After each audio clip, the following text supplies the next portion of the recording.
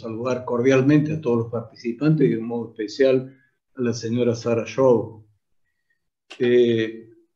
Es un motivo de alegría participar en este acontecimiento y me parece muy buena esta iniciativa del Ateneo y que se suma a la que hemos tenido oportunidad de escuchar cuando se invitó a Marcelo Ruiz a dar su testimonio el trabajo en la cárcel, promoviendo la práctica del rugby y a partir de ahí llevando también una obra de evangelización. Ahora, con respecto a la presentación del siervo de Dios, Enrique Shaw, pues lo hará su hija, Sara. Yo simplemente quería decir esto. Cuando nosotros tomamos el libro del Apocalipsis, en los capítulos 2 y 3, hay una serie de cartas que el autor inspirado dirige en nombre de Dios a todas las iglesias. Y cada una de esas cartas termina diciendo, escuchen lo que el Espíritu dice a las iglesias. Bueno, eso es lo que queremos hacer, escuchar lo que el Espíritu dice a la iglesia. Entonces, cuando el autor inspirado escribía, y ahora en este tiempo, ¿y qué es lo que nos dice el Espíritu? Sean santos, sean santos.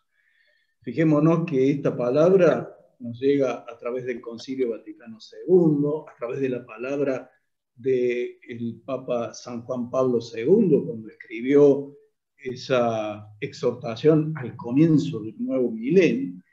Más cerca entre nosotros, en Córdoba, cuando empezábamos a trazar el camino pastoral de nuestra arquidiócesis, en lo que llamamos las líneas pastorales, decíamos que la santidad tenía que ser la dirección fundamental de nuestra comunidad arquidiocesana. Y en el sínodo que hemos realizado en el año 2018, uno de los cauces a través de los cuales se concretan las propuestas del sínodo es tender decididamente a la santidad. Y después el Papa Francisco nos regaló esa exhortación sobre la santidad, precisamente, la Gaudete et Exsultate. Y nosotros preguntamos, ¿qué es la santidad? Es la plenitud del amor. ¿Y el amor qué? Y es la voluntad del bien. Es la determinación de hacer feliz a los demás. Y nosotros podemos preguntarnos, y bueno, ¿y podemos hacer el bien a Dios? Habría que hacer explicaciones adecuadas, pero sí lo que podemos decir es que nosotros podemos honrar la imagen de Dios en los demás y en nosotros mismos. ¿Y cómo se consigue eso? Amando. ¿Cómo se llega a la plenitud del amor? Amando. Y Jesús nos deja también una imagen, un ejemplo que es impresionante. El lavatorio de los pies. El autor, el evangelista San Juan, lo introduce cuando dice Jesús, que amaba a los que estaban en el mundo, los amó hasta el fin. Es decir, la plenitud de la vivencia de...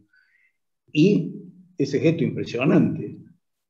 Y Jesús, cuando termina de lavar los pies, les dice a los discípulos, les he dado ejemplo para que ustedes hagan lo mismo. Y después una palabra que es muy linda y consoladora. Le dice a los discípulos, ustedes serán felices si sabiendo estas cosas las ponen en práctica. O sea, la santidad es para vivir la alegría, para ser felices. Eso es una de las cosas que se nota en la vida del siervo de Dios, Enrique Shaw, y que seguramente Sara nos lo va a hacer presente. Ahora, por una circunstancia providencial, y yo digo esto no es para enorgullecernos de ninguna manera, pero sí para estimularnos. En Córdoba tenemos testimonios de santos que se han hecho patentes últimamente, empezando por San José Gabriel del Rosario Brochero, siguiendo por la Beata María del Tránsito Cabanillas, la fundadora de las Franciscanas Misioneras, la beata Catalina de María Rodríguez, fundadora de las Hermanas Esclavas, el beato Enrique Angelelli y sus compañeros, y ahora estamos esperando para marzo del año que viene, si Dios quiere, la beatificación de Fray Mamerto Esquiú, que fue obispo de Córdoba. Y además de ellos, como dice el Papa Francisco en la exhortación Gaudete Exultate, tantos santos de la puerta del lado, conocidos solo por Dios, pero santos verdaderos, y de cuyo testimonio y obra todo nos enriquece. Así que, ¿qué es lo que nos dice el Espíritu? Sean santos, animémonos, y seguramente la vida de el siervo de Dios, Enrique Shaw, nos va a animar también a eso. Así que la escuchamos con gusto, Sara. Bueno, después de escucharlo, la verdad que me siento un poquito intimidada de lo que, pero voy en la misma línea de lo que, del camino que abrió con el tema de la santidad, que estamos todos llamados a la santidad. No solamente lo dijo en el concilio, sino también en el Evangelio, así que es algo que es accesible, ¿no? Y a mí me hace gracia porque la gente no entiende bien qué es lo que es una causa, y me preguntan de qué se trata, y que han visto películas de santos y que les parece algo imposible, imposible. Y por ejemplo, tengo una nieta catequista y me dice que cuando pasa videitos a sus alumnos, le dicen que eso les parece enorme, que les parece imposible. Y una alumna le dijo que le daba fiaca eso de la santidad, las cosas que dice la gente de buena fe, ¿no? Y bueno, lo que yo contesto es que simplemente es demostrar si vivió las virtudes cristianas en grado heroico. Y bueno, ¿qué son las virtudes? También las virtudes es distinto que hacer algo grandioso, un gran gesto. Por ejemplo, una persona muy amarreta que de golpe da una limosna, eso lo he leído, ¿no? Que eso es un gesto lindo, pero las virtudes son algo que tiene que ser cotidiano, como dice el flyer de esta invitación, ¿no es cierto? Tiene que ser algo como un remero que rema, que al principio le cuesta, pero que después va desarrollando esos músculos y va remando de lo más bien. Y bueno, las virtudes son así, y yo las he visto en mi papá, se puede decir, ¿no? Cómo las vivía en la vida sin que nadie se diera cuenta, sin llamar la atención, sin hacer nada raro ni bizarro.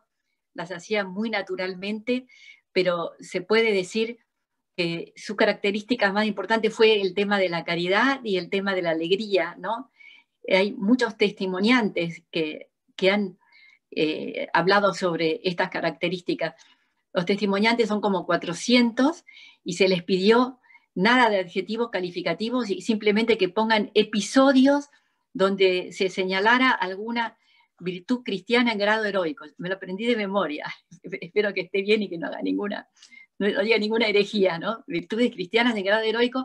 Las virtudes son las cardenales y las teologales. Y bueno, y voy a seguir en la línea que nos habló Monseñor.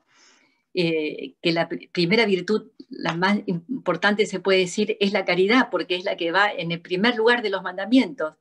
Es el primer mandamiento, amor a Dios y al prójimo por amor a Dios. Y con mucha pena veo que hay mucha gente que se olvida de esto. Olvidarse de Dios, darle la espalda, ¿no? Es peor que robar, peor que matar. Cómo la gente no lo tiene en cuenta eso, y eso está en el Evangelio y está 2000 años antes de la época de Moisés, pusieron ese mandamiento del amor, y la gente a veces no lo tiene en cuenta y bueno, y no nos va bien con este tema, ¿no? Y mi padre no creció en en una familia muy piadosa. Su madre había muerto cuando él tenía 4 años y su papá era agnóstico, pero él tenía muchas inquietudes, buscó, se puede decir, que leyó y fue encontrando y se se entusiasmó con la doctrina social de la Iglesia, con el Evangelio, con todo, y lo eligió deliberadamente, lo que dicen ahora el free choice, ¿no? El free choice y todo ese proceso se pueden encontrar en las cartas que se mandaron mis padres cuando estaban de novio, cómo él fue, el crecimiento espiritual de mi padre, cómo él decidió hacer este camino y quería que mi madre lo acompañe y ella lo acompañaba también. Y así que fue escribiendo como un programa de vida, sacando cosas de un lado, cosas de otro lado, muy inspirado en San Francisco de Sales. Y bueno, ahora estuve escuchándolo todo lo que es la vida de Carlos Acutis y vi que él ponía kit de santidad y vi que era muy parecido. Mi padre lo llamaba peldaños de amor a Dios. Y él realmente lo fue como eligiendo. Era la época de la Segunda Guerra Mundial, estaba embarcado, o sea que gracias a eso están las cartas. Y gracias a la cuarentena que las pude leer, porque estaban ahí, nunca tenía tiempo de leerlas, y ahora con una hija, con una sobrina, la estamos tipeando todas esas cartas de novios, que parecía algo imposible de tipear, y ahí se ve bien clarito ese crecimiento espiritual y ese propósito. Por ejemplo, le pone a mi madre: un propósito para este año es que tengo en mi mente uno con mucha fuerza. Es necesario hacerse santo, empezar ya, le pone, empezar ya. Y mi madre a veces se asustaba un poquito con todas estas exigencias, le decía: yo soy más Marta que María, vos sos más María, le decía. Se cuidaba un poquito, ¿no? Pero los propósitos que él se ponía no eran nada extraños, eran el rosario diario, la misa cuando él podía, todas las normas de piedad, pero él veía que ese era realmente un camino. Y en las cartas también se ve muy clarito cómo valoraban a lo que es construir una familia. Ellos estaban de novios, tenían 20 años, eran re chicos, ¿no? Pero habían perdido a sus madres de pequeños, justamente por la epidemia de la gripe española. Entonces tenían un ideal de lo que era construir una familia y valoraban intensamente ese hogar y lo soñaban y lo hablaban. Y eran bastante jóvenes y yo estoy admirada cuando leo esas cartas, me encantan. Y él escribía también: quiero quererte, quiero hacerte feliz cada día y cada momento. O sea, le decía eso y le escribía, y bueno, mi madre también, por supuesto, feliz, y le contestaba, ¿no? Ella, después, cuando se quedó viuda, muchas veces decía: tuve 19 años de felicidad. O sea, se quejaba de ser viuda, pero reconocía que mi padre se había propuesto hacerla feliz y que ella había sido feliz, y bueno, que habían vivido muy bien, o sea que eso lo valoraba muchísimo, ¿no? Y después yo nunca los escuché discutir y me parecía tan normal eso, tan normal, que ni siquiera lo puse en mi testimonio. Y una hija mía me dice: pero tus padres no discutían. No, no me acuerdo, le decía yo.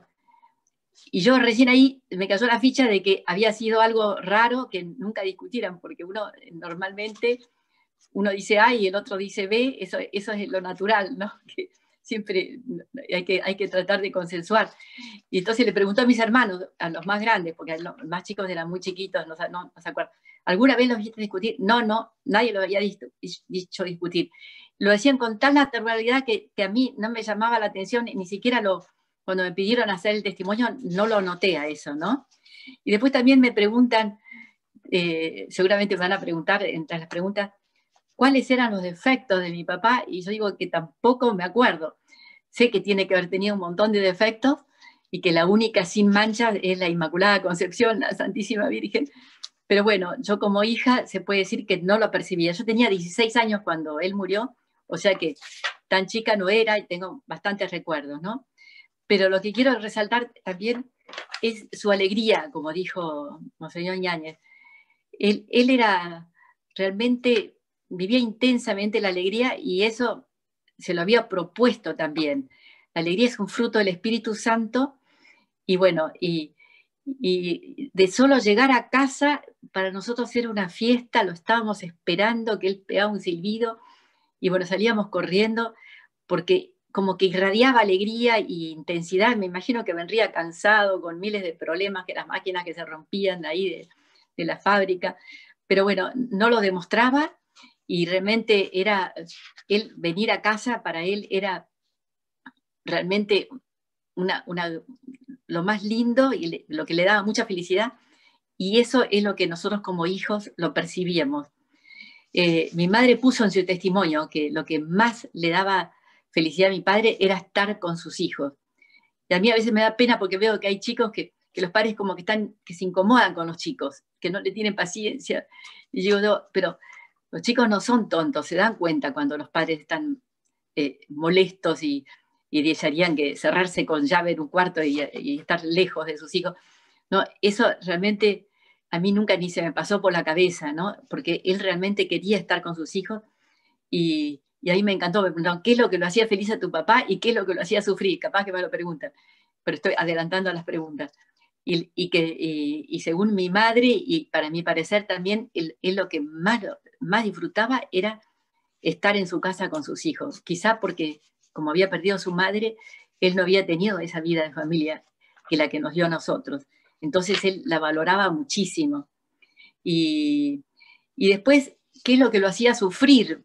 También esas unas preguntas que me hacen así, que me hacen pensar. Y lo que yo me daba cuenta que por la manera que él rezaba y nos pedía que rezáramos el rosario en familia, él sufría mucho por su padre, por sus suegros, por sus amigos, por sus parientes que estaban alejados de Dios. Entonces, no sé qué ponía alguna cara o algo, que yo me daba cuenta que él sufría, y decía, para que se convierta fulanito, para que se convierta no sé quién, para que se convierta no sé cuánto. O sea, hacía un listado inmenso de pedidos de conversiones. Todos murieron con los sacramentos, todos terminaron yendo a misa, así que lo logró, los que yo conozco, ¿no? Él rezaba muchísimo para que se conviertan. Se notaba que le dolía que estuvieran lejos de Dios. Y entonces, y había algunos que eran medios pillos, y lo puenteaban a mis padres y a sus valores, y nos decían cosas. Por ejemplo, uno, no sé por qué me acuerdo, uno que un abuelo, ¿no? Me dijo, oh, ustedes espero que no crean en San Antonio, o no me acuerdo si dijo algo de San Antonio, sí, San Antonio de las causas perdidas, que por supuesto que no es un dogma, que es una tradición, y se burló de eso, ¿no? Y yo por supuesto que fui corriendo a decirle a mi papá, como buena chusma, papá, mira lo que dijo, que no existe, no sé qué. Y entonces él siempre nos decía, ay, lo que pasa es que hay que rezar para que se conviertan, así. Y entonces nos blindaba, porque vivíamos él vivía en un piso, nosotros vivíamos abajo, así que había mucho ida y venida, y pensaba completamente distinto que mis padres. O sea que teníamos mucha conversación, pero nos blindaba, y yo decía, mi abuelo era como un enfermo, tengo que rezar para que se convierta. O sea que estábamos muy en contacto con mucha gente que pensaba muy distinto que nosotros, pero al hacernos rezar por esas conversiones, es como que nos fortalecía, ¿no? Era muy impresionante, y yo recién me di cuenta de eso muchísimos años después, porque él no criticaba a nadie. Y mi madre siempre contaba que ella quería que mi papá se queje de algo, o que alguien había hecho alguna maldad, entonces quería que él reconociera que de la maldad, de lo horrible que era tal cosa, tal otro. Ella contaba eso muchos años después. Y entonces, cuando ya no daba más, mi papá le decía, pero ya sabes cómo es. Entonces dice que eso era el máximo que le sacaban. O sea, no es que decía que lo malo estaba bueno, sino que quería que lo malo se convirtiera, y que había que abancársela a la gente. Realmente eran todos parientes los que se quejaban, mamá, por supuesto, porque así es la vida, ¿no? Así que es increíble cómo lograba zafar de estar con gente tan distinta, y al mismo tiempo cuidar sus valores y cuidar los valores de sus hijos, ¿no es cierto? Porque a veces uno es un poco ingenuo, se puede decir, y los chicos se alejan mucho de todas estas cosas, ¿no? Y después también está el tema de los testimonios de la fábrica. también yo he vuelto muchas veces a Berazategui porque siempre hacen algún acto o lo que sea, y a mí me impresiona cómo la gente lo recuerda allá, gente del trabajo, y lo recuerda con muchísima admiración, con mucho cariño, mucho respeto, y me dicen, tu papá era un santo, tu papá era un santo. ¿Qué mejor herencia para un hijo que alguien le diga eso de su papá? Es algo increíble, ¿no? Es algo increíble. Y a veces me lo han dicho hasta con lágrimas en los ojos, gente también profesional, gente así, me dice, ¿cómo era tu papá? Y yo decía, pero ¿qué es lo que hacía? Porque no hacía cosas, no hacía cosas raras de subir una montaña, cosas heroicas. Sí, hizo dos cosas heroicas que lo voy a comentar. Una de ellas fue su enfermedad, cómo la llevó. Pero las cosas que me contaban, los recuerdos de la gente, eran cosas muy pequeñas, de muchísima amabilidad, también de firmeza. Por ejemplo, uno que había sido capataz me decía, no, él no se enojaba nunca. Varios dijeron que habían trabajado en la fábrica, nunca se enojaba, pero no era lo mismo eso que dejar pasar los inconvenientes, los problemas, sino que estaba atento a los problemas, buscaba resolverlos, sufría cuando había problemas en las máquinas.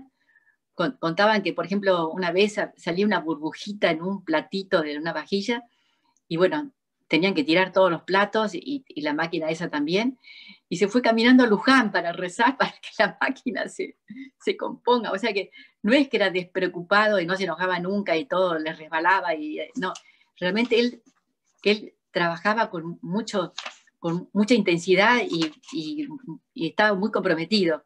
Pero la gente se acuerda de eso, que no se enojaba, de su paciencia, de su buen humor.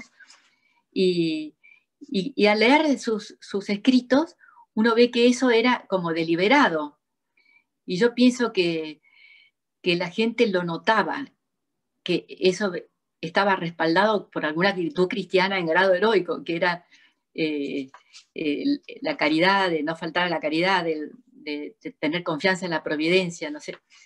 Porque no puede ser que después de 50 años la gente recordara esos pequeños gestos de amabilidad, de servicialidad, y con lágrimas en los ojos. Yo decía, pero ¿cómo es eso? Eran cosas tan insignificantes, pero se nota que detectaban esa virtud, se detectaba. Y al leer lo que él escribía, voy a leerles algunas cosas. Por ejemplo, decía, las mismas palabras nos dicen que el bien da el bienestar y el mal da el malestar. Entonces había problemas, había inconvenientes, había contrariedades, pero había que encararlos de un modo positivo, ¿no? Y él muchas veces puso que tenía que tener la cara más simpática, que tenía que ser más amistoso, no rezongar, anotaba, no ser taciturno. Y después ponía, debo mortificarme en ser amable con quien me molesta. O sea, que se nota que él se daba cuenta que la gente lo molestaba, pero él realmente estaba decidido a ser paciente, ¿no? Y después decía, la caridad implica ser amables. O sea que la amabilidad parece una pavadita, es algo que es gratuito, que es accesible a todo, pero realmente a veces cuesta muchísimo, porque uno tiene ganas de andar zapateando a la gente o saliendo, alejarse de mucha gente, ¿no? Y ponía también, tengo que mantener una atención sonriente. Y todos dicen que él recorría la fábrica, caminaba, preguntaba qué pasaba, qué no pasaba. Y bueno, es increíble cómo la gente se acuerda de eso, de esos detalles, ¿no? Y también escribía, por cada 20 minutos de oír, 5 de hablar, y entonces conversar, no discutir. Y en la fábrica voy a escuchar, no a pontificar, a ser simpático, aun con quienes no esté de acuerdo. Porque se nota que con él no estaban de acuerdo muchos del directorio, muchas otras personas no estaban muy de acuerdo con lo que él hacía, y como que no era fácil. O sea, no es que tenía una alfombra roja que le decían qué desean, ¿no? Tenían problemas graves, ¿no es cierto? Y También escribió bastante sobre las palabras del rey Salomón, que el rey Salomón, cuando Dios le dijo, pídeme lo que quieras, él dijo, dame un corazón que escuche. Y él agregaba, debo escuchar con el corazón. Y muchos me decían que otros directivos de la fábrica entraban rapidito y se metían en una oficina para que nadie los moleste, así mirando para abajo, porque siempre hay problemas, en todos lados hay problemas, entonces que algo que no andaba, que no sé, pero él no, él iba a ver qué es lo que no andaba, y bueno, eso los impresionaba muchísimo en el mundo del trabajo, ¿no? O sea que eso es muy lindo en la familia y en la vida laboral, ver esa actitud, esa buena disposición que tenían, ¿no? con los que lo rodeaban. Y después así, bueno, otra cosa que les quiero contar, que él realmente,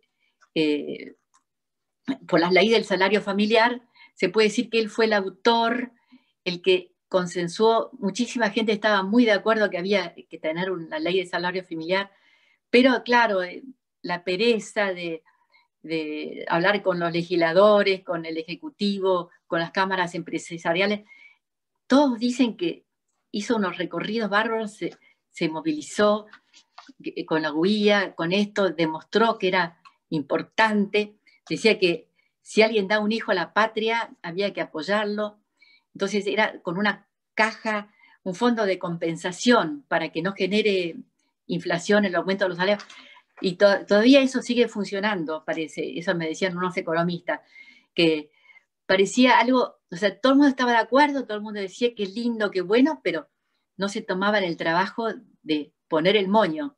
Es el famoso, la comodidad del no te metas.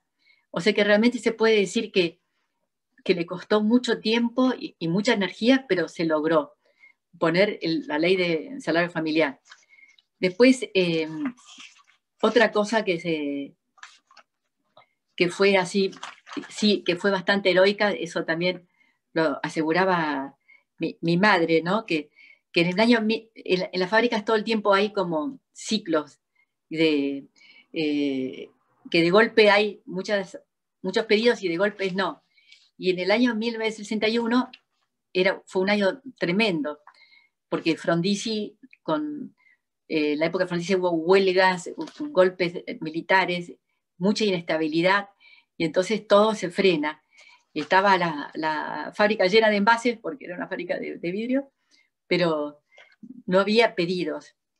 Y entonces llegó, esta empresa, la mayoría accionaria era de una empresa internacional, Corning, que tiene su sede todavía en Nueva York. Entonces llegó la orden que había que despedir 1.200 personas. La fábrica tenía 4.000 personas, 2 turnos de 2.000. O sea que era bastante gente la que se iba a despedir en Berazategui, ¿no? O sea que todo giraba bastante en torno a esta fábrica, gran fábrica. Y bueno, mi padre ya estaba enfermo, porque murió al año siguiente, y bueno, y se fue a convencer a los norteamericanos, que eran los que tenían la mayoría accionaria, que no era conveniente despedirlos. Y tenía todos unos argumentos, por supuesto, racionales. Y se fue con los balances de los últimos años y decía, esto siempre pasa, estas sub y bajas, estos operarios son todos calificados, trabajar con el vidrio requiere cierta capacitación, o sea, la gente que entraba tenía que estar capacitado, no cualquiera puede operar en esos hornos gigantescos. Y bueno, y viajó y los convenció, ¿no? Y les dijo, miren, después viene un pedido y no va a estar la gente. No va a estar la gente. Esta gente se puede trabajar, hicieron un cerco perimetral, hicieron sótanos, hicieron depósitos. No va a estar sin trabajar, va a hacer mejoras en la fábrica. Y bueno, los convenció con argumentos así económicos y todo.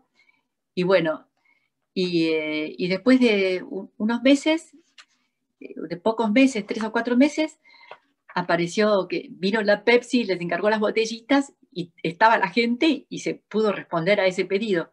Por supuesto que los norteamericanos los requete felicitaron, porque si se los hubieran despedido, esa gente ya no iba a estar ahí, se iba a ir a otros países, a otros lugares, y bueno, iba a ser muy difícil reclutar 1.200 personas idóneas, se puede decir, ¿no?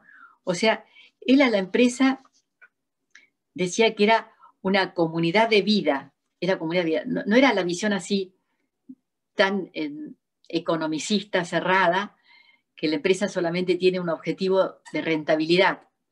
Él como que considera que hay ganancias, las ganancias no son solamente las económicas, hay cosas que no se pueden comprar ni con todo el oro del mundo, todos lo sabemos, ni la felicidad, ni el cariño, ni el bienestar. Él lo veía perfecto, que era una comunidad de vida, que él veía toda la parte, o sea, tenía una concepción humanista de la empresa y no es que se reducía, bueno, trabajarás ganarás el pan con el sudor de tu frente, toda esa cosa. Él también con el sudor de tu frente, pero también con el entusiasmo. Ya les comenté que se fue caminando a Luján para resolver un problema. El trabajo él lo veía como algo muy, muy digno de santificar del trabajo, como se dice ahora, ¿no? Y después escribió un libro, Y dominar la tierra. O sea que él veía el mandato bíblico de y dominar la tierra, y que eso era como una misión de las personas, de trabajar, ser útiles, hacer cosas útiles, y eso él lo disfrutaba y lo irradiaba, porque la gente veía que él le gustaba su trabajo. O sea que tenía una visión muy amplia de su trabajo. Después, lo increíble de este episodio del 61 es que, me estaba olvidando, que él ya estaba bastante enfermo. Entonces, cuando llegó la orden, él escribió una carta diciendo: si ustedes si los despiden a una sola persona, yo renuncio. Y mi madre, esto lo contaba muchos años después, y se le llenaban los ojos de lágrimas. Decía, él sabía que se iba a morir, yo sabía que se iba a morir, porque en esa época el cáncer era más tremendo, más inexorable que ahora, ¿no? Y me iba a dejar a mí sin pensión, sin obra social, nada, porque si renunciaba perdía todos sus derechos jubilatorios. Me iba a dejar a mí con 9 hijos y sin nada. Y él tenía fe en la providencia, y él estaba seguro que lo iba a convencer a los norteamericanos, pero yo no.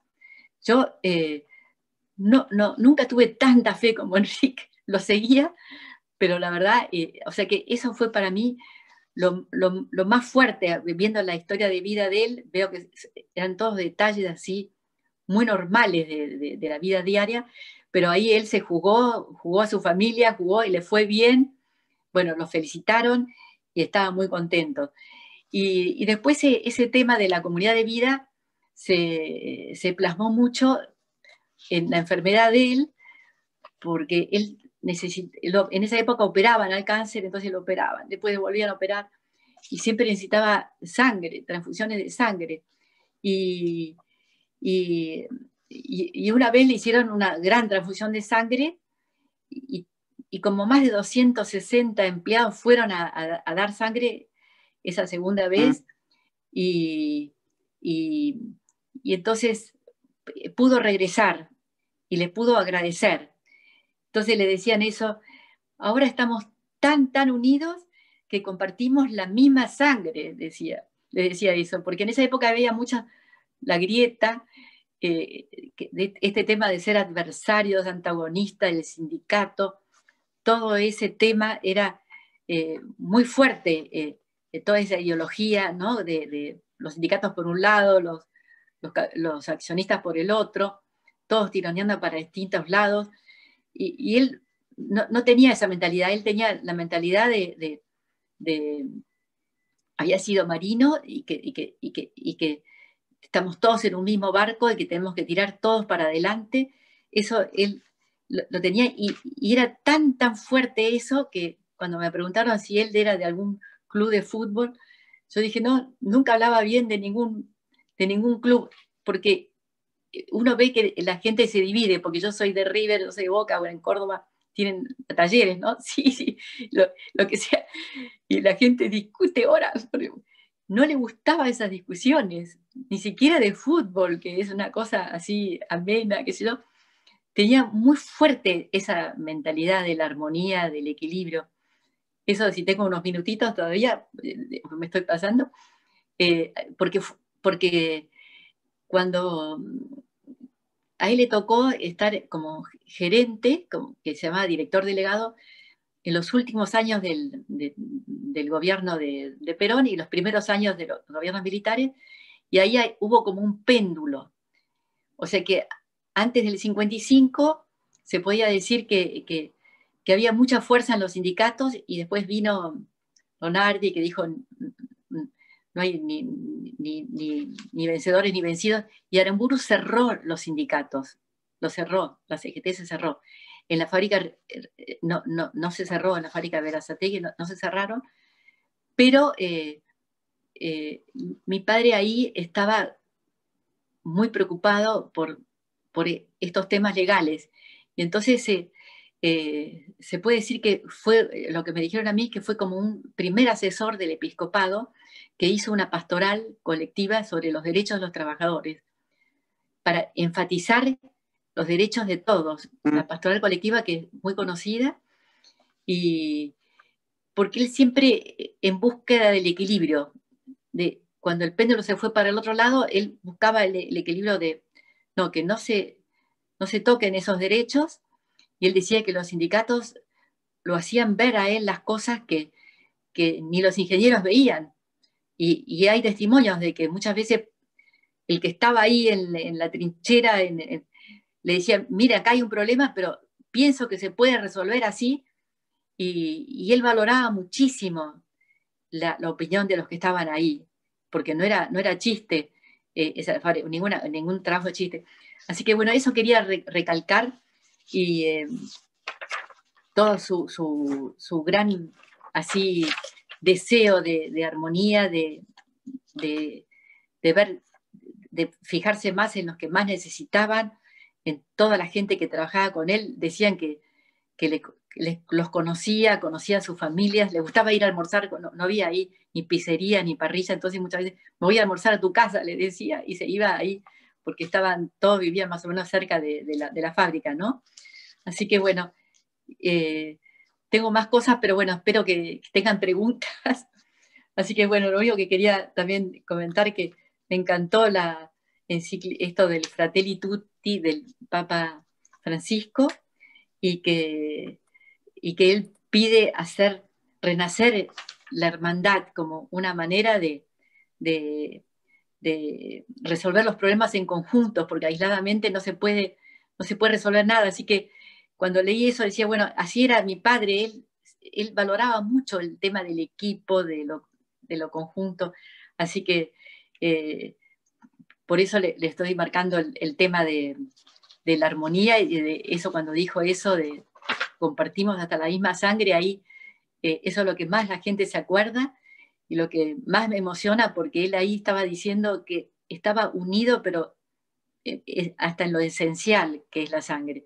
Bueno, ya creo que ya se me cumplió la hora, y bueno, me encantaría ver qué preguntas quieren hacer, y si les parece bien.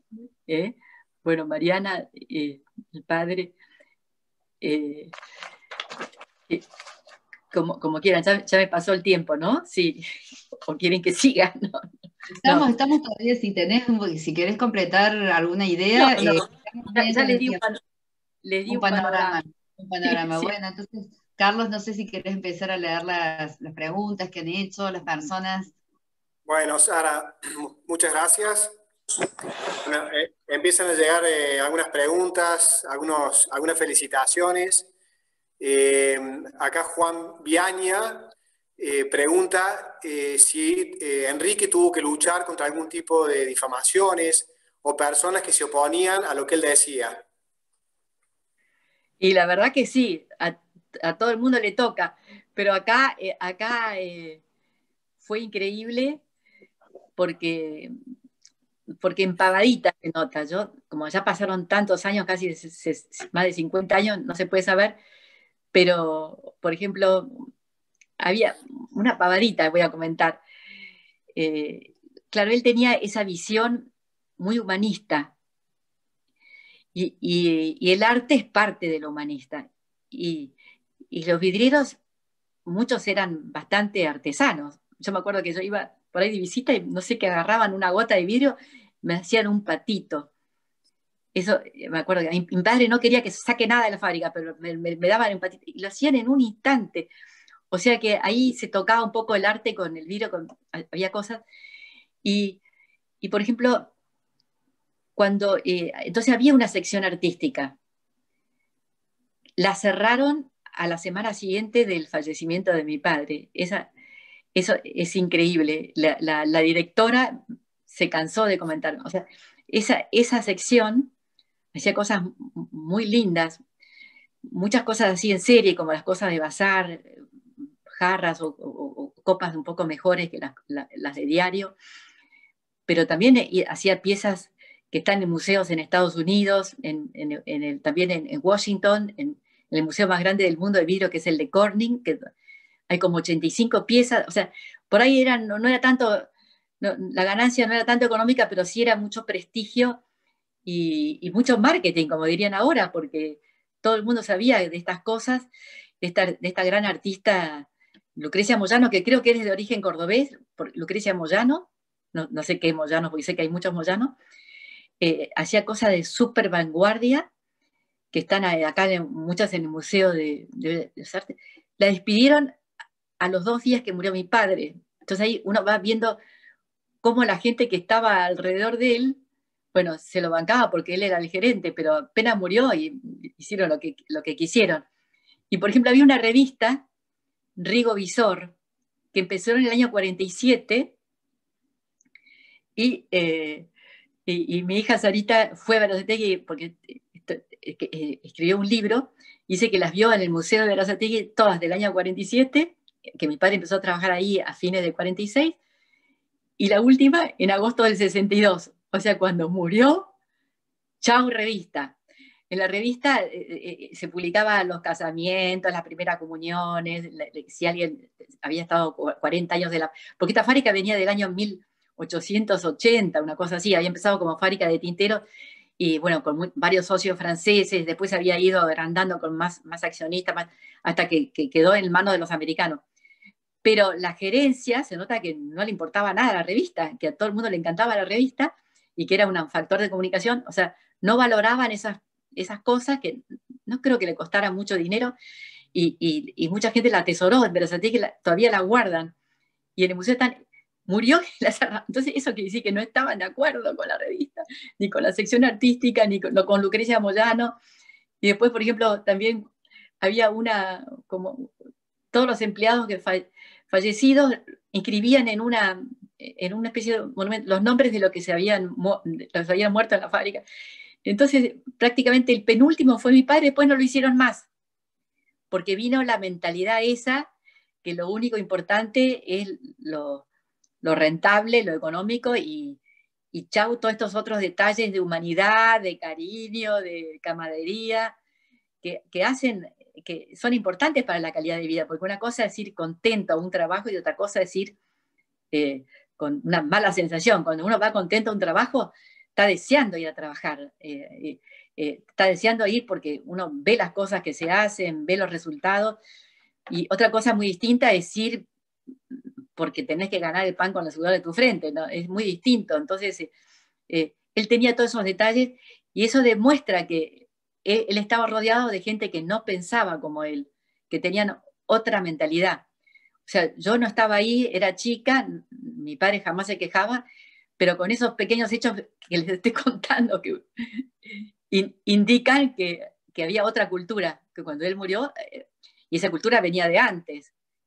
O sea que la gente no se la hacía tan fácil. Así. Y como eso, hay otros muchos detalles. Bueno, no sé si respondí a la pregunta. ¿Cuál es la próxima? Perfecto, Sara, muchísimas gracias. Bueno, hay un montón de mensajes. Ignacio Rovira, muchas gracias, hermoso testimonio. Verónica García, gracias, Sara, muy emocionante tu testimonio, realmente hacer extraordinario lo ordinario como camino a la santidad. Preguntan, bueno, ¿cómo hacía para equilibrar sus tiempos entre el trabajo con la familia? Ah, bueno, eso, sí, eso siempre me preguntan, ¿cómo puede ser que murió a los 41 años y todas las cosas que había hecho? Y bueno, la única explicación para mí es que tenía un ángel de la guarda que lo ayudaba a hacer las cosas y que tenía el Espíritu Santo que lo llevaba del pelo para ir haciendo tantas cosas, y él muy ordenado. Hay testimoniantes que dicen que le decían, bueno, vamos a comer o nos juntamos a un cóctel, y decía, no, lástima, no puedo, tengo un compromiso previo, y el compromiso era que tenía que comer con sus hijos. O sea que él, y le decía a mi madre, no aceptes ya reuniones de cumpleaños ni nada, porque yo quiero estar con mis hijos. No sé si él ya se daba cuenta que se iba a ir muy joven, pero él valoraba muchísimo eso de comer con sus hijos, de estar en su casa, y no se dejaba tentar. O sea que a mí me encantó eso, que tengo un compromiso muy importante, y el compromiso muy importante era que tenía que estar con nosotros, conversar con nosotros, averiguar. Bueno, espero contestar a esa pregunta. Y bueno, cuando uno lo hace con buena voluntad, siguiendo la voluntad de Dios, uno encuentra su camino porque todos tenemos la voz de la conciencia y sabemos qué es lo que hay que hacer y qué es lo que no hay que hacer. Lo que pasa es que a veces la apagamos con una manguera para que no nos moleste esa conciencia. Bueno, sí. Bueno, ¿cuál Sara, más? hay un montón de felicitaciones, muchísimas. Voy a ir a algunos más puntuales que van con las preguntas de la mano. Felicitaciones, Sara. Enrique tenía mucha devoción mariana. ¿Qué recuerda de niña de su devoción a María? Ah, muy impresionante, muy impresionante. Claro, yo como hija me daba cuenta por las expresiones de la cara, ¿no? Él decía, para él la Virgen era como su mamá. Dice, tengo dos madres en el cielo. Mi mamá, la mamá biológica, que él no se acordaba nada de ella, nada, porque era muy chiquito, y la Virgen del Cielo, y la Madre del Cielo, y escribió un librito que lo publicaron los claretianos, que se llama María y Comunidad de Vida, que es muy lindo, pero muy lindo, se los recomiendo que lo busquen. María, que es una cosa chiquitita, un libro chiquito, porque se puede decir que no lo completó. No dice nada, porque solamente habla, nada nuevo se puede decir, pero lo dice de otra manera, con mucho énfasis. Y ahí se ve realmente cómo él se apoyaba en la Virgen María. Y tenía en su mesita de luz, tenía un montón de libros sobre la Virgen. Y yo los revisé todos. Se nota que él, como quería hacer un libro sobre la Virgen, había buscado todos los libros existentes, que lamentablemente no hay tantos libros sobre la Virgen, pero me acuerdo que tenía este de Laurentín, sobre las apariciones, de todas las apariciones que había en ese momento, y se sabía todas las apariciones de todos, de todas las cosas que decía, qué sé yo. Era realmente impresionantemente mariano. Y si leen el librito se van a dar cuenta la unión que él tenía con la Virgen. Él decía, si uno tiene un socio, no se puede cortar solo. Uno antes de tomar una decisión tiene que consultar al socio. Y bueno, María es mi socia. María tiene que ser nuestra socia. Tenemos que consultar con ella, como que ella sabe qué es lo que le va a gustar a su hijo y sabe lo que le va a disgustar, se puede decir. Entonces, consultemos a la socia. Escribió varias veces sobre eso, cosas muy, muy lindas. Yo cada vez que lo leo me emociono, yo debo haber leído, no sé, 500 veces. Y bueno, lo que pasa es que también uno lee y le entra por acá, le sale por acá. Así que, pero cosas así muy impresionantes, como él se sentía muy apoyado por sus dos madres en el cielo, decía. Por sus dos madres, él la tenía muy, muy presente, nos puso a todos los hijos el nombre María, hasta los varones se llaman María, y se agarró mucho de la Virgen, se puede decir. Yo creo que ella lo sostenía y lo ayudaba como una buena madre que es de todos. Y lamento que la gente no se dé cuenta que es nuestra socia.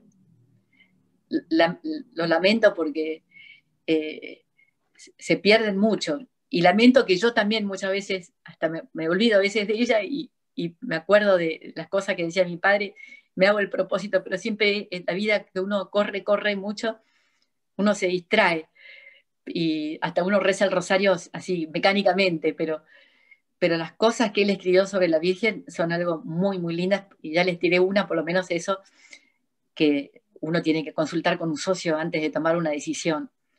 Y eso ayuda, y yo creo que eso lo ayudó a él a hacer todas las cosas que él hizo. Bueno, ¿cuál es la siguiente pregunta? Y de paso le hice propaganda a los... Sí. Inés Oncini pregunta, dijo que su padre vivió de manera heroica de dos cosas, una era su enfermedad y la otra... Y bueno, era eso que llegó la orden de despedir a 1.200 personas. Y él dijo, despiden a una y yo renuncio. Y él estaba muy enfermo, ya estaba con un cáncer muy avanzado, ya le habían sacado más de como un pulmón, le habían sacado varios tumores. Él sabía que no iba a durar mucho y tuvo el coraje y la fe en la providencia de decir eso, porque él estaba absolutamente convencido que no había que despedir a esa gente, que era algo transitorio, este tema de este paro que había total y que estaba, y viajó a Estados Unidos a convencer a los norteamericanos, se puede decir, de Corning. Yo nací en Corning, así que conozco bien todo eso y nací ahí, aunque soy argentina, por supuesto, pero, o sea que eso, mi madre cada vez que lo contaba, yo me di cuenta que eso había sido, se puede decir, lo más heroico, más raro de su vida, esa carta que él escribió. Si los echan, yo renuncio. Y los americanos sabían que él iba a renunciar, bueno, nadie sabía que se iba a morir en un año, ¿no? Pero eso fue bastante bravo, según mi madre, ¿no? Mi madre lo quería matar. Decía, yo no tengo tanta fe, decía. Después de muchos años, todavía ella sufría con esa carta. Y escribió una carta, ¿sí? Pero bueno, ella lo apoyaba. Ella tenía mucho mérito, se santificó y lo apoyaba. Bueno, sí. Así que, o sea que fue la enfermedad, cómo la llevó con muchísima serenidad. Y esto, pensando como hija, para mí fue las cosas así más heroicas que se puede decir. O sea que todo lo demás era muy natural, ninguna de mis amigas le pareció algo raro a mi padre. Le llamaba la atención cómo, se puede decir, nos prestaba atención, cómo se puede decir que se fijaba de que estemos divertidos y ocupados, que seamos felices, como dijo Monseñor Niáñez, preocuparse por los demás, ¿sí? Pero bueno, a ver, ¿cuál otra pregunta? Sí. Y acá quería comentarte, María pregunta, se cuestiona, dice, la pobreza y la riqueza son como una dualidad dentro de la religión católica. O sea, es un tema, digamos, siempre espinoso. Sin embargo, Enrique superó eso desde el lugar de empresario. Logró encontrar el camino a Dios e igualar a ricos y pobres, todos fratelli, sin distinción de lo material. ¿Puedes decirse que rompió un paradigma, a tu parecer? Bueno, mi mamá decía que fueron a hacer una visita de pésame varios sindicalistas, que eran sindicatos de vidrio. Estoy hablando de una empresa de 4.000 personas, bastante grande, que con la mayoría accionaria de una empresa internacional, o sea que no era una mini empresa, se puede decir. Y los sindicalistas en la visita de pésame le dijeron, su marido derrumbó la pared. Así que está diciendo lo mismo, derrumbó la pared.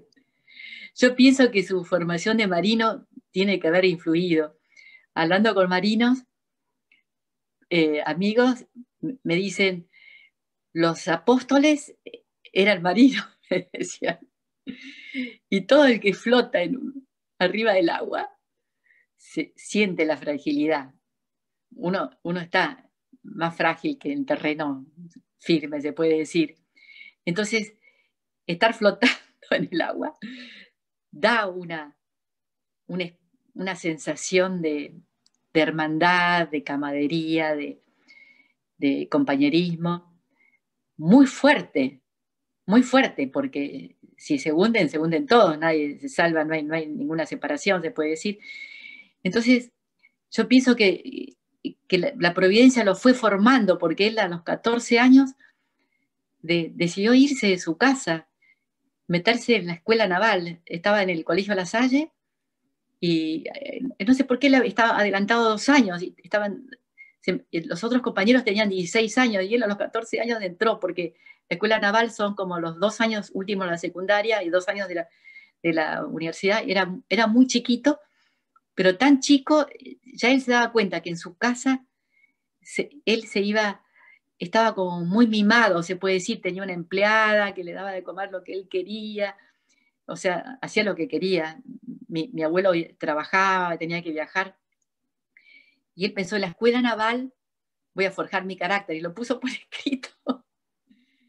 Y se metió en la escuela naval. Él quería esa formación no teórica, sino de una formación en los horarios, se puede decir, en la disciplina, y estamos hablando de épocas entre las 2 guerras mundiales, y bueno, Argentina no entró en la Segunda Guerra Mundial, pero al final entró, se puede decir, el último año, pero no era una broma estar en la Marina, porque estaban patrullando las costas, se puede decir. O sea, no era algo, ni un lugar muy agradable, porque era muy serio en ese momento, entre las 2 guerras, el tema de la escuela naval. No sé si ahora será tan serio, espero, no tengo ni idea, pero bueno. ¿Y por qué voy a esto? Ya me perdí, perdón. No, entonces, ¿qué? Por la Si igualdad. me permite, Sara, digo, Sí. esta reflexión que hace me parece muy cierto. Es lo que el Papa dijo el 27 de marzo, cuando estuvo solo en la Plaza San Pedro. De pronto salió la tormenta y estamos todos en el mismo barco. Y salimos juntos o no salimos. Así que me parece muy linda la conexión que hace con ese hecho de su experiencia como marino. Sí, los marinos me recalcan mucho eso, que dice que se hace algo muy fuerte entre ellos. Se hace algo muy fuerte entre ellos de que tienen que cooperar, o suenan todos. Por ejemplo, el otro día hubo un Zoom organizado en Perú, y había un almirante que estaba hablando, y entonces yo dije sí, que mi padre porque empecé a contarle las cartas de Noyos, pero bueno, después me perdí, ¿no? Pero en las cartas esas es bastante divertida porque cuenta cosas, ¿no? Arriba del barco está prohibido, parece que en todas las marinas del mundo, hablar ni de religión ni de política. Y yo dije eso, y el almirante me dijo: tampoco está permitido hablar de mujeres, parece. Eso mi papá no se lo decía a mi mamá. Pero parece que en la cocina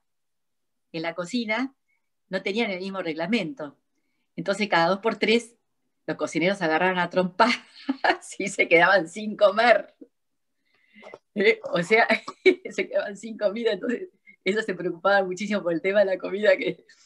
Pero esa formación lo tiene que haber marcado en su inconsciente, digo yo. De eso, estamos en el mismo barco, como dijo el Papa, y se puede decir que lo vivió en la fábrica.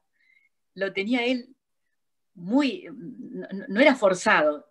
Se nota que la amabilidad, poner una cara simpática, eso se nota que le costaba bastante, tenía ganas de patalear a veces con las cosas que andaban mal, pero tenía muy fuerte el tema del respeto, de la cooperación, de la camaradería, lo tenía muy fuerte, y eso es lo que se acuerdan de él, y es lo que resaltan, que no son cosas grandes, ¿no? Pero que está al alcance de todos, y aparte necesitamos todos colaborar, porque aisladamente no resolvemos los problemas. Yo creo que esta pandemia es un impacto muy fuerte y nos va a hacer cambiar. a todos, no por el Evangelio, sino por el tema sanitario, el tema de la actitud solidaria y cooperativa, ¿no? Pero bueno, son valores evangélicos, ¿no es cierto, Señor? Me encanta, sí. Bueno, me parece que me re perdí, no me acuerdo cómo era la pregunta, pero No, está bueno. perfecto. Acá, sí, perdón, Carlos, que he unido en una ingeniería de preguntas para poder preguntar a todas. Hay varias preguntas con respecto a la vida familiar. ¿Cómo se rezaba en familia? ¿Cómo trataba a sus hijos? Si sienten que los guió a que sigan su vocación propia, o sea, si les dio libertad, ¿cómo lo hacía? Varios preguntan cómo pasaban las vacaciones, o sea, un poco la intimidad esa intimidad de la familia, cómo lo manejaba, cómo lo viviste. Bueno, él era muy cariñoso y todas las noches se sentaba en el borde de la cama y me preguntaba cómo te fue, quería escuchar las pagaditas que contaríamos. Le contábamos todo, yo creo que le contaba más a mi papá que a mi mamá. Mi madre siempre estaba como más apurada, ella siempre dice que ella era más Marta, se puede decir, ¿no? Pero increíble, pero por ejemplo, a ver, voy a hablar si rezábamos el rosario todos los días, y ahí rezábamos para que fulano se convierta, para que sutano se convierta, para que el otro se convierta, nos metió en la cabeza que estar lejos de Dios era como tener una enfermedad peor que la tuberculosis. A mí por lo menos me la metió, que ya era más grande. Y me apena muchísimo ver tanta gente que no comprende esto o que no cuida esa fe que por ahí que recibió de chico. Bueno, hay gente que se enoja, pero a mí me da mucha pena porque me lo metió así en la cabeza, que era como peor que una enfermedad, se puede decir. Pero voy a contar algo más lindo de Pinamar, que veraneábamos en Pinamar, y entonces él, cuando estaba en Pinamar, o sea, nosotros nos quedamos un poco más, él iba y volvía el fin de semana, ¿no? Hacía trotar a los chicos por la playa. Ahora es re común eso de la maratón y todo eso. Pero en esa época era el único que hacía trotar a muchos chicos, ir al muelle y volver, que eran como 4 kilómetros, yo pienso ahora. Era bastante, y todos los chicos, pero locos con eso de ir a trotar por la playa, todos pendientes a ver cuándo venía y cuándo íbamos a trotar y qué sé yo. Era algo increíblemente, son cosas pequeñas que están al alcance de todos los padres jóvenes, que no se vayan a correr solos, sino que vayan a correr con los chicos, porque era una felicidad que daba a todos los que estaban ahí, entre ellas yo. Después nunca más salí a trotar ni loca, ¿no? Pero tengo ese recuerdo de salir a trotar así con muchos chicos como algo lindísimo. Y bueno, él cuidaba muchísimo el tema de la oración a la mañana, empezar ofreciendo el día, la oración de las comidas. Y después a mí lo que más me emociona, y que después me di cuenta que a mucha otra gente también le emocionaba, era las acciones de gracias después de la misa. Y a mí me emocionaba tanto que no lo hice con mis hijos. Lamento, ahora mis hijos están todos grandes. Él, después de comulgar, después de la misa, nos quedamos un minutito rezando el alma de Cristo, santifícame, y mirá mi mamá, y nos pasaba el brazo por las espaldas, y un poco juntábamos la cabeza y rezábamos eso, el alma de Cristo y el mirá mi mamá. Y a mí eso, pero me reencantaba, y cuando lo recuerdo me reemociona. Y hay varios testimonios de gente que después de 50, si tu papá se quedaba haciendo una acción de gracias. Unos poquitos así, después de la comunión, y todos los chicos rezaban junto con él. O sea, son pavaditas que están al alcance de todos, y que hay que valorarlas porque dan mucha fuerza a los chicos. Y yo me lamento no haberlo hecho con mis hijos, pero cuando mis hijos nacieron, todavía estaba muy cercana a esa muerte y me dolía, me dolía, tenía nostalgia, y bueno, no lo hice, pero me impactó muchísimo que cuando se empezaron a juntar los testimonios, ver que mucha gente se acordaba en el Pilar, después de misa, tu papá, ¿qué rezaba con ustedes? Y me decían, nunca más lo he visto, que nadie lo haga. Así que bueno, yo intenté hacerlo con algunos nietos, hacer eso, porque son pequeños detalles de piedad, pero que realmente valen mucho. Después de la misa, después de la Eucaristía, él valoraba muchísimo todo eso. Bueno, no sé si le contesté. Podría hablar más, pero bueno, ¿qué otras preguntas más hay? A ver. Aquí hay una Sí. pregunta de un sacerdote presbítero, Julián María Cueva. Dice: "Les felicito por el ejemplo de santidad de su padre. Soy sacerdote diocesano de Santiago del Estero. La pregunta es, ¿qué decía de los sacerdotes y cómo era su relación con ellos?" Uy, con los sacerdotes. Él era muy unido con los sacerdotes, ¿no?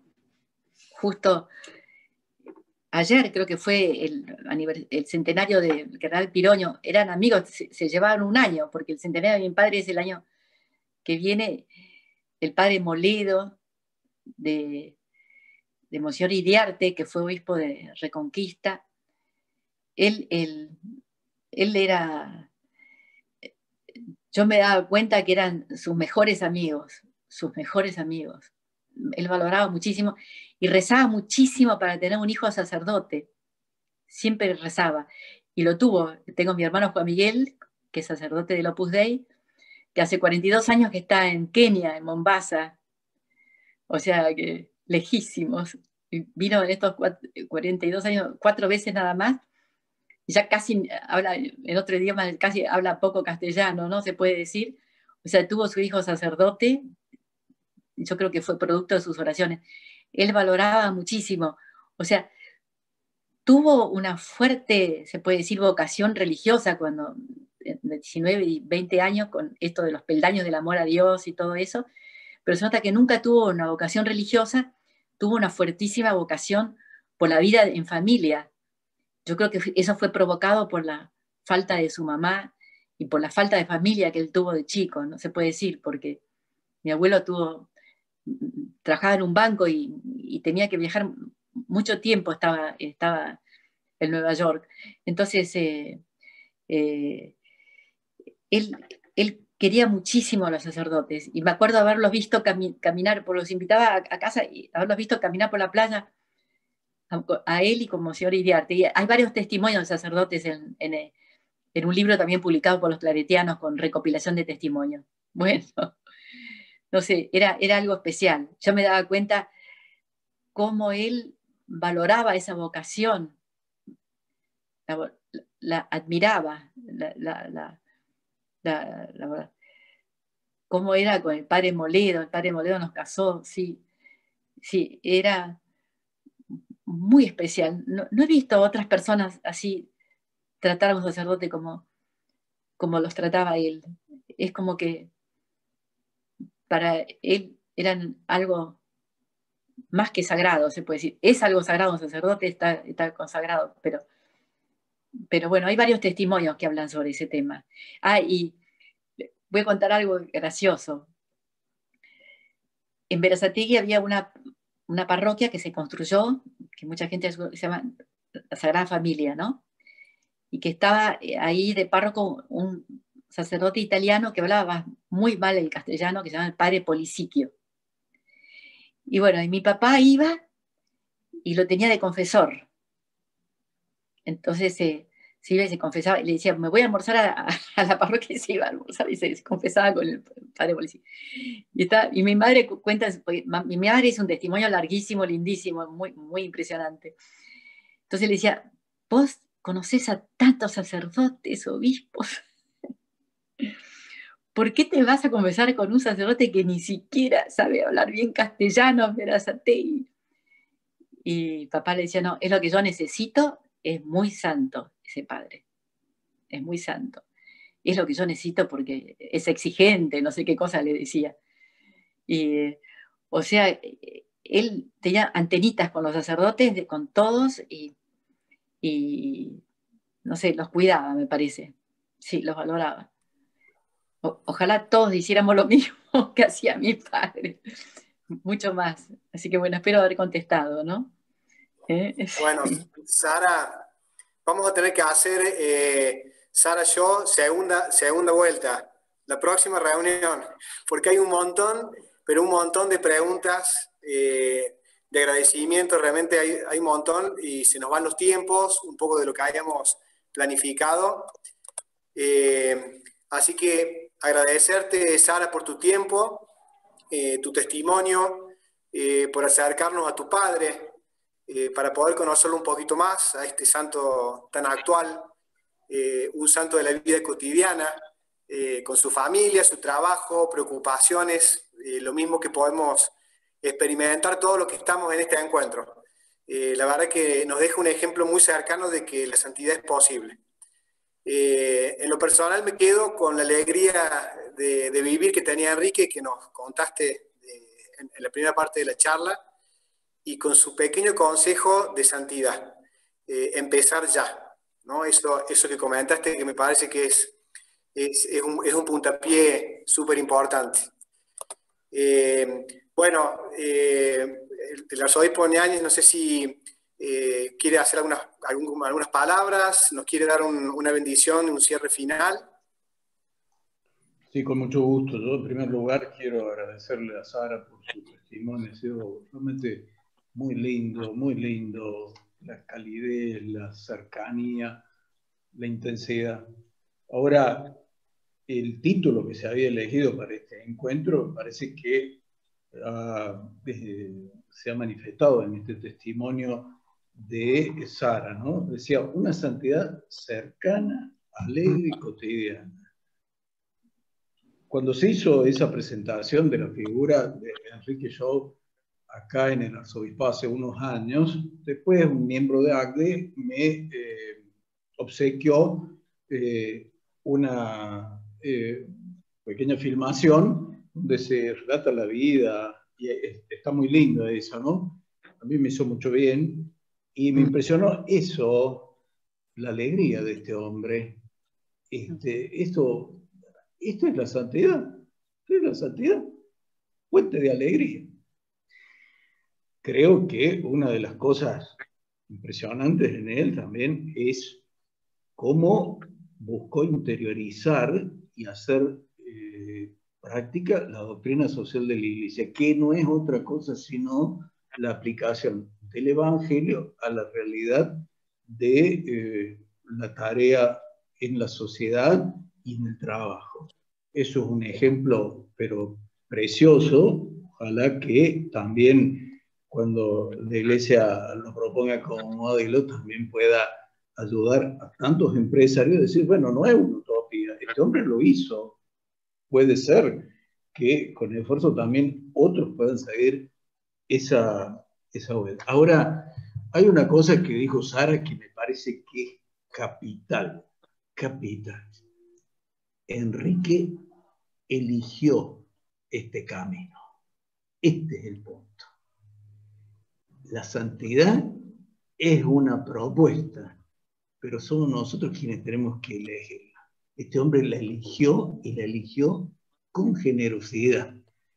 Ese es el ejemplo que nada, es realmente impresionante. Así que muchas gracias, Sara.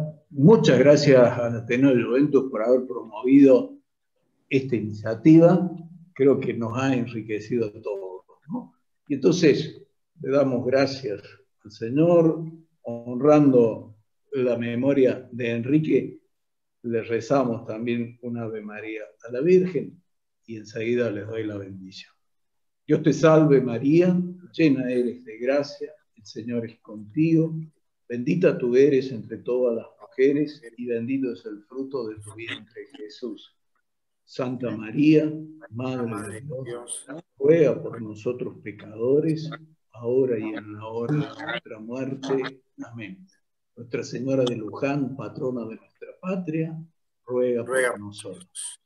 Que la bendición de Dios Todopoderoso, del Padre, del Hijo y del Espíritu Santo descienda sobre ustedes, sobre sus familias, sus seres queridos y los acompañe siempre. Muchas gracias a todos. Muchas gracias, Monseñor. Muchísimas gracias, Sara.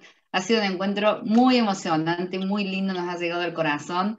Gracias a todos los que se han sumado y bueno, a seguir el ejemplo de Enrique y empezar a ser santos ya en nuestra familia y nuestro trabajo, que son las cosas que tenemos muy, muy a mano.